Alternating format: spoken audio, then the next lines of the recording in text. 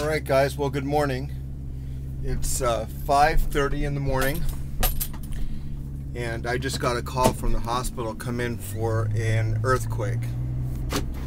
Actually, it's a earthquake drill, something that we practice at the hospital, not just earthquakes but all types of disasters that one would anticipate.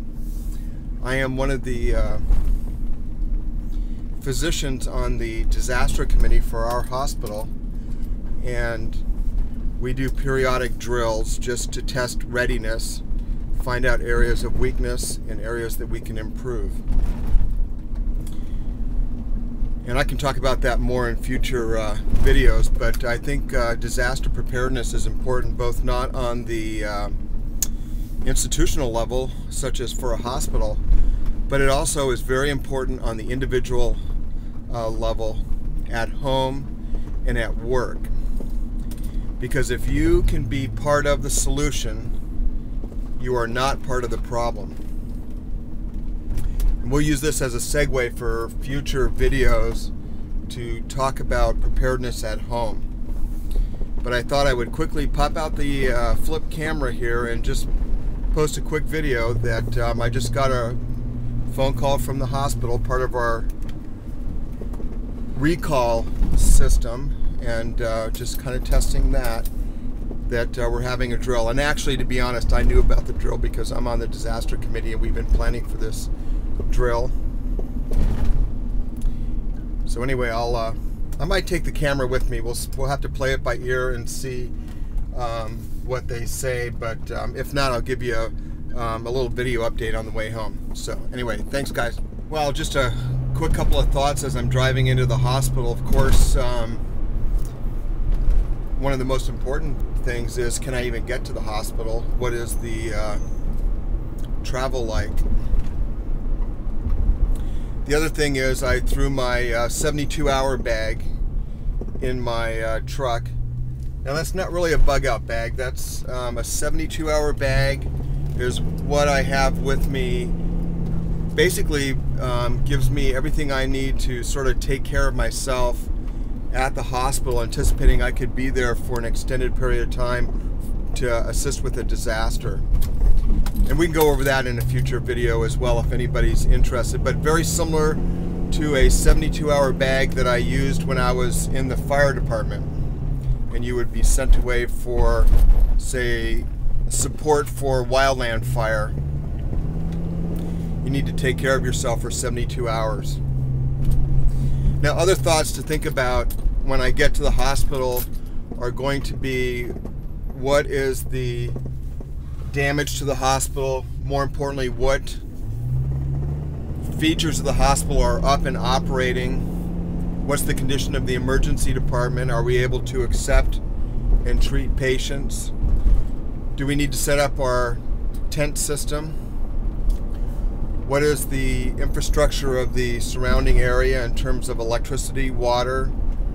What is the condition of the other hospitals in the area? How are the fire, EMS, and law enforcement functioning? And then start taking a tally of the resources that we have available and the resources that we can expect to count on in the next 72 hours. What kind of physicians are we going to be able to tap into, such as trauma surgeons, orthopedic surgeons?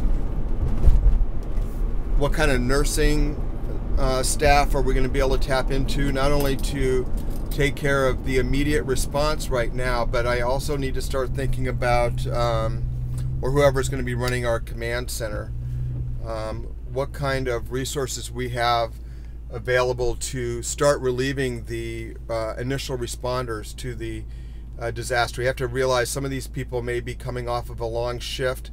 They certainly will gear back up and start taking care of the initial response, but we need to relieve them. And then you have to start thinking about, how can we start relieving people as we start filling shifts. So those are just some thoughts to start thinking about, and keep you guys up to date. So guys, just some thoughts for things at home. Obviously, You know, you always want to be prepared for at least the first 72 hours. I really think of that as just the beginning of your preparedness, certainly the first chapter, if you will. But you want to be able to provide for food and water for family members and yourself for 72 hours. Remember, that's a minimum of 1 gallon of water per person per day. You also need to be able to provide shelter. And then also you want to have some level of preparedness at home for heat and lighting that is safe.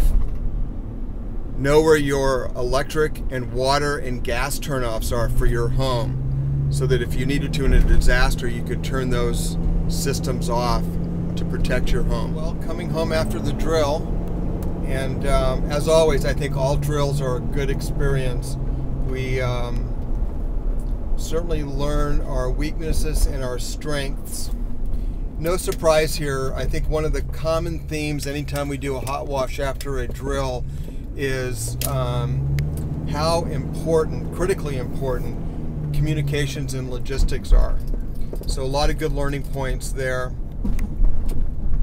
And then of course gamemanship plays a role in any drill, because what you're practicing with a drill is a simulated real-life scenario, and getting the appropriate feedback regarding different aspects of capabilities and what your response are is critical in terms of experiencing a good drill and really exercising the system. So as always, it seems communication, logistics are vital. Okay, so we're going to use this as a segue to start talking about disaster preparedness and what you can do at home to prepare so that you're able to take care of yourself and your family. And your preparations in your area of the country may be different than preparations from someone else in a different area of the country, be it earthquake, flood, tornado, hurricane, ice and snow. So those are all things that we can think about and pre-plan a little bit at home and start getting our houses and our families ready for a disaster should something happen. All right, guys, well, we'll talk about this some more, and thanks for tagging along.